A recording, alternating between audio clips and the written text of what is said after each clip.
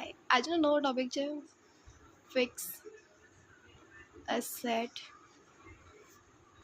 Turnover ratio. હવે આ fix asset turnover રેશિયોનો benefit શું છે કે સપોઝ કે કોઈ બી જગ્યાએ મેં એક ફિક્સ એસેટ પરચેસ કરી છે કે મારું આ એક મશીન છે. આ મશીન મને ઇન ફ્યુચર ટર્મમાં કે કરંટમાં કેટલી રેવન્યુ જનરેટ કરીને આપી શકે છે,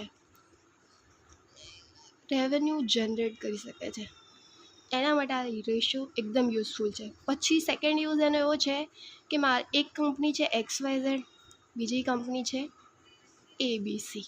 બંને કામ સેમ બિઝનેસમાં કરે છે, સેમ બિઝનેસ છે બંનેનો, અને બંને પાસે સેમ મશીનરી છે.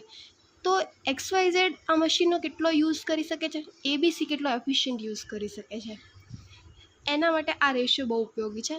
થર્ડ થિંગ છે કે મશીન હું લાવી છું તો મશીન કેટલું એફિશિયન્ટ છે રેવન્યુ જનરેટ કરવા માટે. તો પહેલાં રેવન્યુ જનરેશન, સેકન્ડ છે કમ્પેરિઝન કે હું એક કંપની સાથે બીજા કંપની સાથે, અને પછી એફિશિયન્સી કે મશીન કેટલું એફિશિયન્ટ છે કે આટલું રેવન્યુ જનરેટ થાય એના માટે, બરાબર. તો હવે ફિક્સ એસેટ ટર્નઓવર રેશિયો શું છે?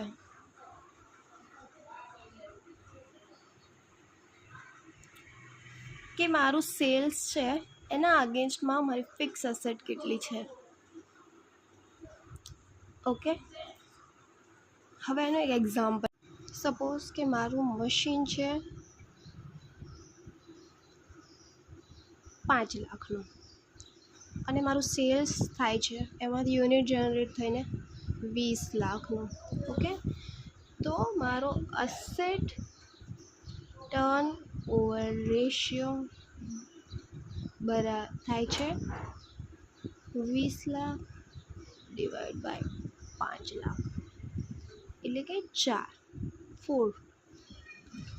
એટલે એનો મતલબ એવો છે કે મશીનના 4 ગણા, મીન્સ મશીનની વેલ્યુ છે એના 4 ગણા એ રેવન્યુ જનરેટ કરીને આપે છે.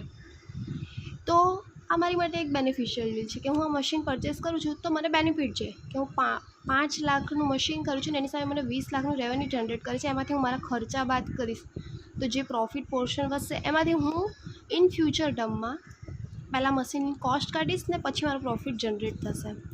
તો આ છે આપણું ફિક્સ એસેટ ટર્નઓવર રેશિયો. અને જેમ મેં તમને આગળ કીધું કે આ કયા યુઝ માટે થાય છે, તો આ ફિક્સ એસેટ ટર્નઓવર રેશિયો છે.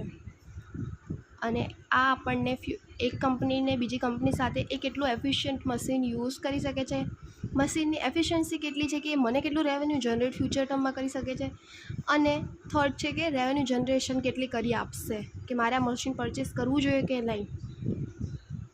આ મશીનના ડેટા પરથી, મીન્સ આ ફિક્સ એસેટ ટર્નઓવર રેશિયો પરથી આપણે આ જાણી શકીએ છીએ.